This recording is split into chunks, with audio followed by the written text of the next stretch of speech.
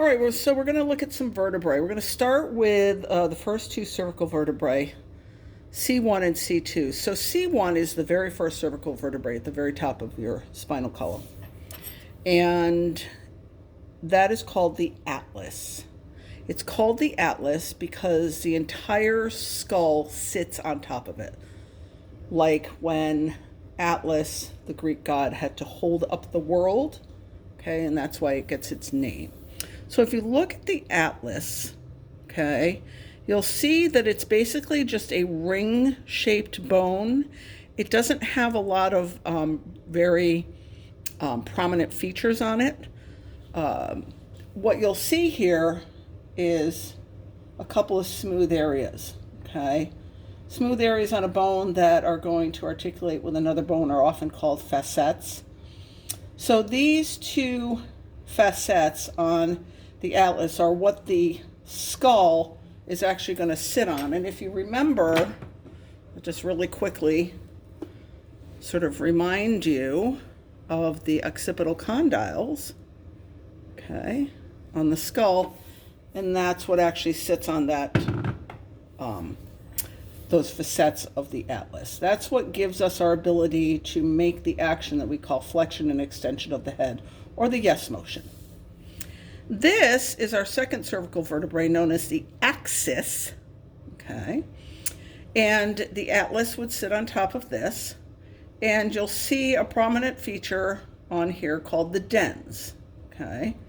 The dens is the feature that allows the atlas to spin around the axis in the motion of rotation of the head. If I put it on here like this, okay, then I can spin this around this way. And that is what causes rotation of the head. All right?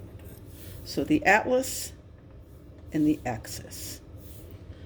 All right, let's look at some typical vertebrae of the other types of vertebrae that we have. Remember, you have 7 cervical, 12 thoracic, and 5 lumbar vertebrae. So here's our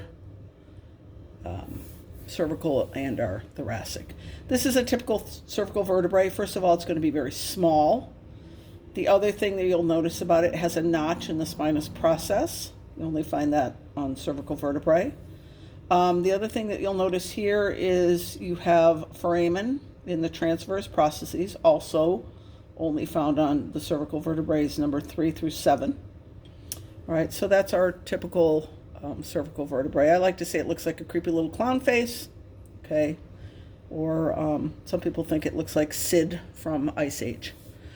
Here is a typical thoracic vertebrae. One thing that I find is sort of prominent on a thoracic vertebrae is the body is kind of heart-shaped, okay? The other thing that is often noted is that the spinous process is on a very steep angle, okay? It kind of angles very steeply downward. You will also find the costal facets, okay? On a thoracic vertebrae, that's where the ribs fit in. And then this is our typical lumbar vertebrae, okay? So they're big, they're heavy, okay? They have a very large body, all right? On this lumbar vertebrae, I'm going to show you the actual anatomy of a vertebrae that you would find on pretty much any vertebrae, okay? So we'll start with the body. Here's the body, all right? It's the big rounded portion. Bodies are always going to face anterior, all right? And then if I tip it this way, you're going to see the vertebral foramen. That's the hole that the spinal cord goes through.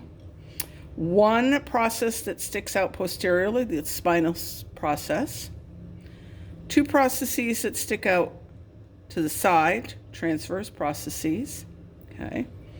This area where the beginning of the vertebral arch starts is called the pedicle. This area here is called the lamina. And then when we turn this guy this way, we're going to look at the superior articular processes and the inferior articular processes. Remember, superior articular processes point up and they're wide. Inferior articular processes point down and they're narrow.